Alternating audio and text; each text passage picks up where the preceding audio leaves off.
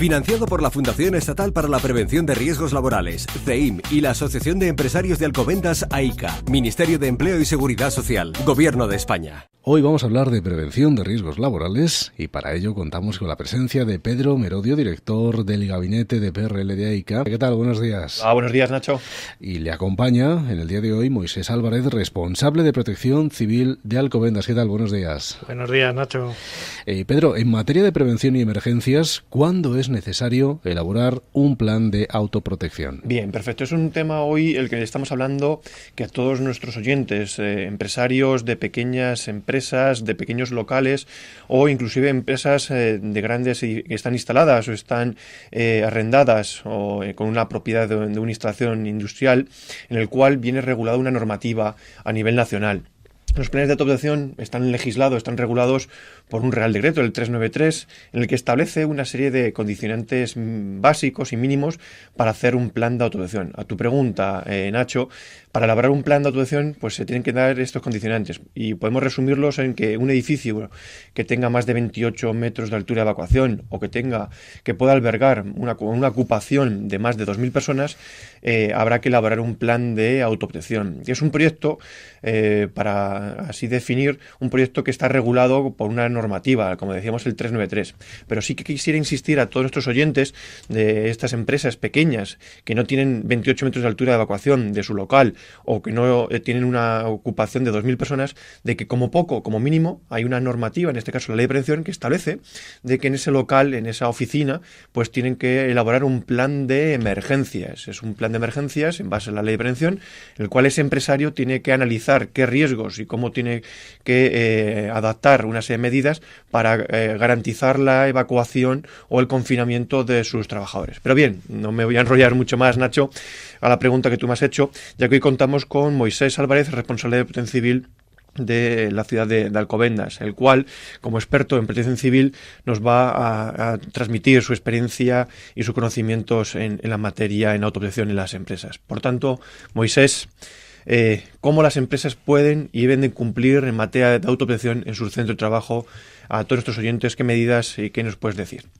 Bueno, principalmente todos las empresas y los empresarios a la cabeza de las mismas deben tener en cuenta que los diferentes tipos de planes que tengan, planes de autoprotección o planes de emergencia, los deben de tener actualizados y correctamente implantados. Cuando hablamos de implantación, a lo que nos estamos refiriendo es principalmente a la formación de los equipos de emergencia y, si es posible, no solamente basarlos los equipos de emergencia, y a la realización de los simulacros.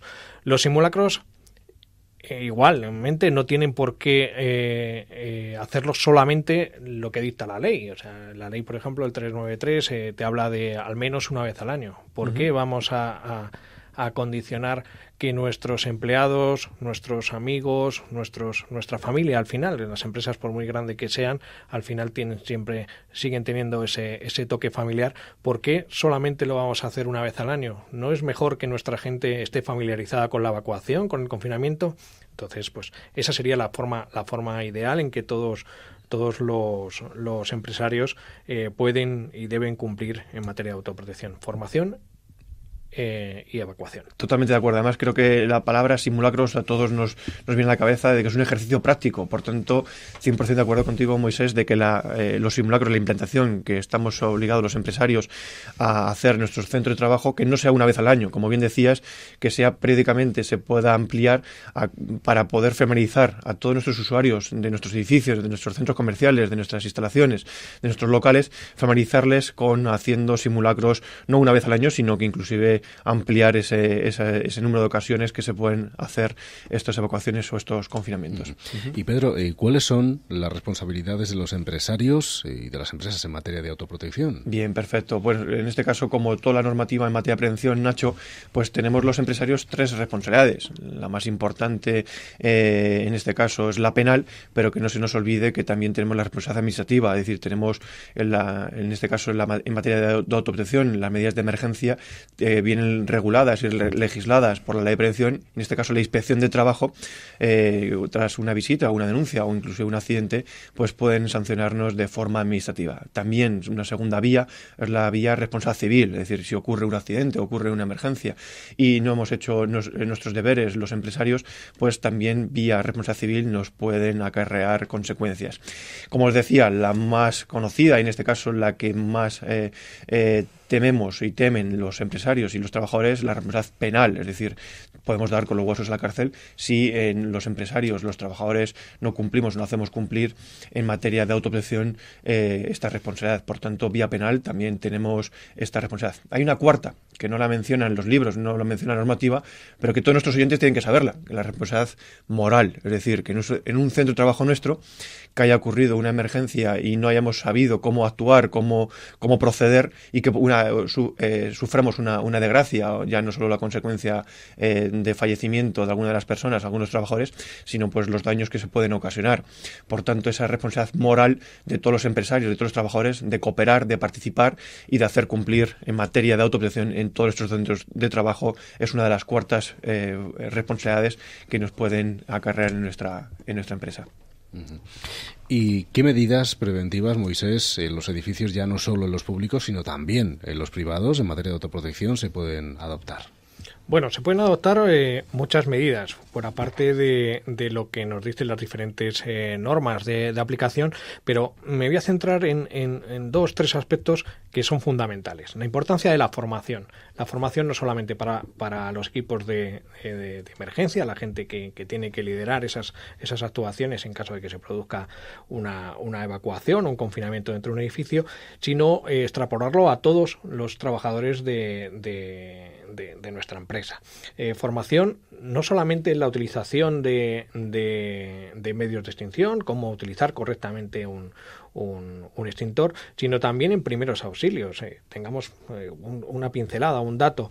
En Europa se producen al año aproximadamente unas 700.000 muertes por paro cardíaco. Si nosotros tenemos un ejemplo, 100 trabajadores, si tenemos formados a nuestros 100 trabajadores, no solamente va a repercutir en nuestra empresa, sino fuera, cuando estén fuera del ámbito laboral, el que puedan salvar una vida. La instalación de desfibriladores y formarlos, lógicamente, a los trabajadores en ese uso, que ya va a repercutir ya no solamente en mi empresa, sino en las que tenga alrededor, que en caso de que se produjera cualquier tipo de altercado o de incidente o accidente, o simplemente hubiera que utilizarlo por un paro cardíaco, pues pudieran actuar. El que sean conscientes y que sean conocedores de todo lo que repercute en una evacuación, en un confinamiento, medios de extinción, alarma, señalítica, etcétera. O sea, son formaciones relativamente sencillas que todo ciudadano debería conocer, la autoprotección no solo corporativa, sino ciudadana. Perfecto. Y Moisés, estamos hablando siempre de autoprotección y siempre podemos pensar que es para grandes empresas, pero yo quisiera también mandar un mensaje a todos nuestros oyentes de ese pequeño bar o esa cafetería o esa zapatería, cualquier pequeña empresa, cualquier empresa que esté instalada en un local pequeño o en cualquier oficina, ¿qué medidas prácticas y sencillas nos puedes indicar para que puedan adoptar estos empresarios, estas pequeñas pymes, inclusive autónomos, muchos de nosotros, para adoptar en su local y que no sea un gran edificio como medida práctica de autoprotección? Bueno, medidas prácticas de autoprotección, todos, incluso en el ambiente de nuestro hogar, deberíamos tenerlas. Sí, señor, exactamente. ¿Cuáles podríamos, unas pinceladas para que tuviera el pequeño empresario que tiene un pequeño local, que está solo o tiene un bar, un restaurante pequeñito? Pues bueno, un pequeño plan de evacuación, que todos sus empleados sepan por dónde tienen que evacuar a los usuarios, a la gente que viene, o sea, nada fuera de... analizar. Sí, analizar cuál es mi vía de evacuación, saber que la tengo que tener limpia, saber que los extintores los tengo que tener mantenidos, que tienen que estar timbrados, por si los tengo que utilizar, el saber que los puedo utilizar. Hay diferentes formaciones a través de asociaciones de empresarios, de ayuntamientos. El propio Servicio de Prevención Ajeno de estas empresas que pueda dar esa formación. Efectivamente, enseñan cómo utilizar un extintor, la instalación de detectores.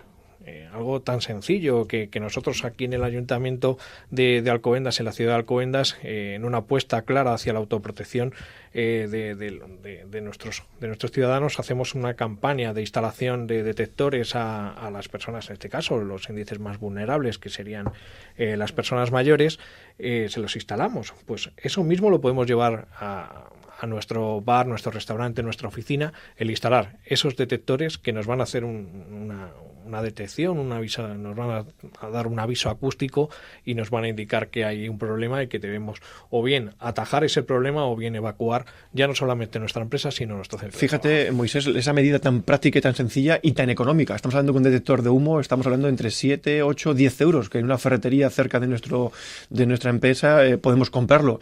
Y lo que puede salvar, tantas vidas puede salvar un detector cuando tenemos un incendio en un local nuestro, y simplemente por haber instalado un pequeño detector, la de vidas que puede salvar. Sí, por supuesto. O sea, una detección precoz de un incendio puede ser un pequeño conato que con un simple extintor lo podemos apagar y porque nos ha avisado ese detector, y en el caso de que no lo tuviéramos y no supiéramos utilizar un detector, pues podríamos estar hablando de un incendio desarrollado con unas pérdidas mayores, ya no solo económicas, sino que podríamos estar hablando de pérdidas personales. Fíjate, también os has dicho el tener las vías de evacuación limpias, libres. Yo me gustaría que, por favor, cuando entrésemos a un bar, a un restaurante, una cafetería, una discoteca, a una oficina, pues que las vías de evacuación estén limpias, estén libres de obstáculos, de mesas, de armarios, de cajas, y por tanto pues es muy importante el de que todos nuestros empresarios, todos nuestros trabajadores que nos están escuchando, que por favor mantengan libres las vías de evacuación y por supuesto las puertas no estén con cadenas ni estén obstruidas, y que estén siempre en perfecto estado. Nosotros siempre le decimos, cuando vamos a empresas, cuando vamos a colegios y demás, que miren cuando entren en un sitio de pública concurrencia, que vayan buscando cuáles son las salidas de evacuación y que las identifiquen y que estén en uso. Pues Moisés Álvarez, responsable de Protección Civil de Alcobendas, gracias por haber estado con nosotros, y Pedro Merodio, director del gabinete de PRL de AICA, igualmente gracias, y seguiremos hablando de prevención de riesgos laborales. Muchísimas gracias. Gracias.